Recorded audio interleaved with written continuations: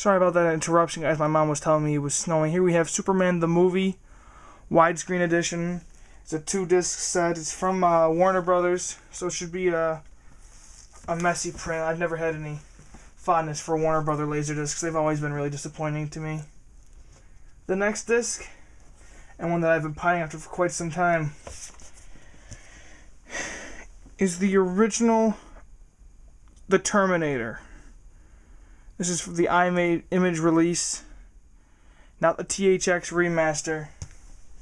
And it's also my only copy of Terminator on Laserdisc. I don't have the THX remaster. I should, though. It really is a problem. And then we've also got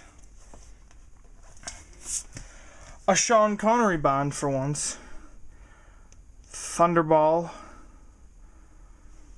And that's another widescreen one. I have a box set over in my shelf of box sets, which is to the far left, that has the 3 that precede this one. So I was pretty jazzed about this. I've got most of the Sean Connery Bonds. And we've also got Time Bandits, a Terry Gilliam classic. Kind of a weird movie. Sorry about that, I hit my camera tripod. Kind of a weird movie. I've seen it once or twice. No, I've seen it, once or twice. I watched the Blu-ray most recently, though. And it was okay. Not a movie I'd go out of my way for. The next new disc I have to show you guys is Van Halen Live, right here, right now. It's got a couple of tracks that I don't know. It's only got 2 tracks from the period that I know. It's a later Van Halen. It's from a '92 tour. I'm probably not too familiar with any of the content. And then the second last disc in my regular non-digital surround sound section is Wallace and Gromit, A Grand Day Out in the Wrong Trousers. These are 2 of my favorites from my childhood. I absolutely adore Wallace and Gromit. I honestly, I'd put it in my top 10 of animated anything. And then next we've got the CLV full screen print of Who Framed Roger Rabbit. I've never seen this one either, but I know it kind of inspired the Disney Renaissance, so I'm probably going to check it out eventually. And that's it for regular surround discs. Now we're going to look at new discs in the surround sound section. So we've got, first off, we've got one of today's purchases. We've got Clear and Present Danger, the very first disc to ever carry a Dolby Digital surround track. It's a continuation from Patriot Games, and it's definitely going to be an excellent movie. It got a lot of critical acclaim. I almost forgot to mention this. I also have Batman Forever, the only halfway decent Joel Schumacher Batman movie. I like to forget about that one, because, you know, Val Kilmer is pretty terrible in it as Batman. The next disc we've got is another one that I bought today. It's the widescreen Dolby Digital print of Congo. I know this one got flacked for using models instead of computer graphics, but that only makes it more authentic. It's got a Dolby Digital soundtrack.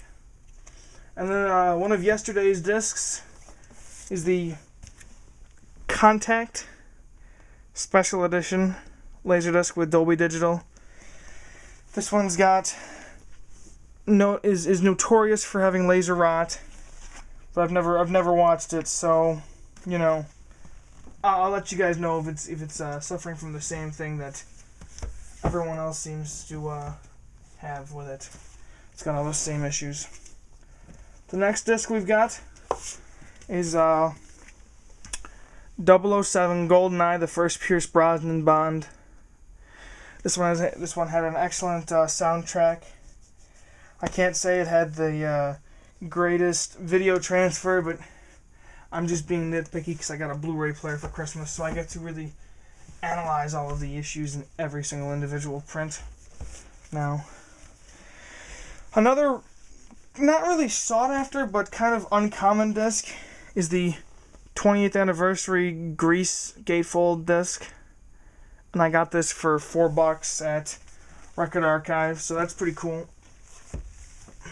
I mean, I like the movie, but it's nothing I'd go out of my way for. I just saw it there. I was kind of like, okay, I'll pick it up. And then next we've got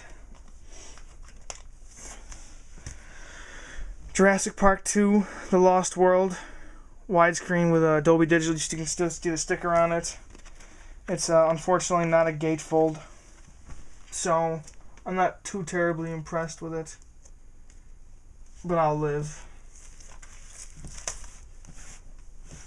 These are kind of tight in here, so. And then, I know I've got a couple others. I just need to find them. Next we've got, I think this might be the last disc. We've got Jackie Chan is Super Cop from the Criterion Collection Special Edition with a Dolby Digital sound and some good extras. These are the only two Criterion discs I got, RoboCop and Super Cop. Kind of funny that they both end in a cop. But I figured this one was also $4. RoboCop was $8. I think the price was warranted for RoboCop. It's a highly sought after collectible item.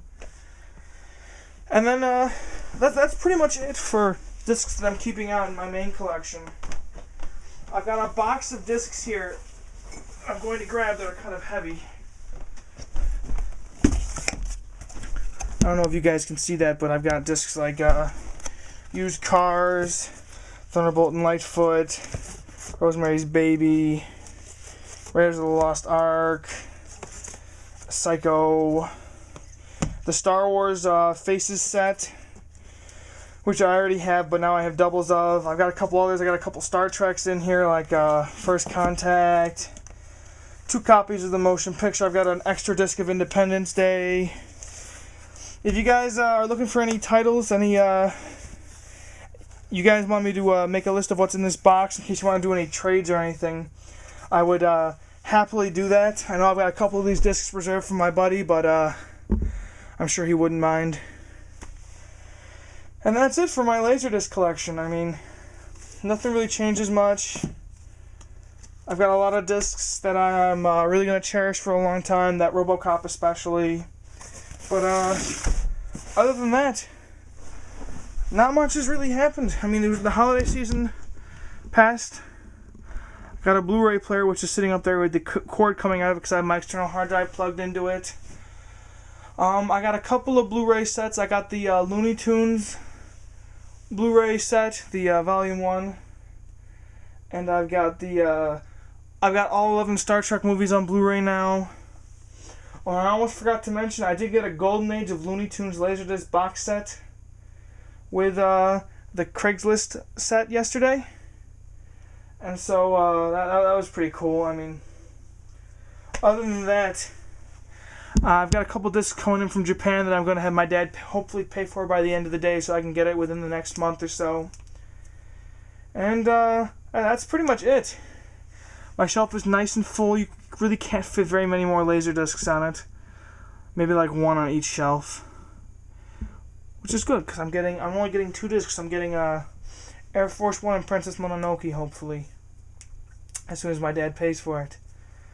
So I guess I'll see you all later. This has been a 3-part State of the Laserdisc address from Chris Aller.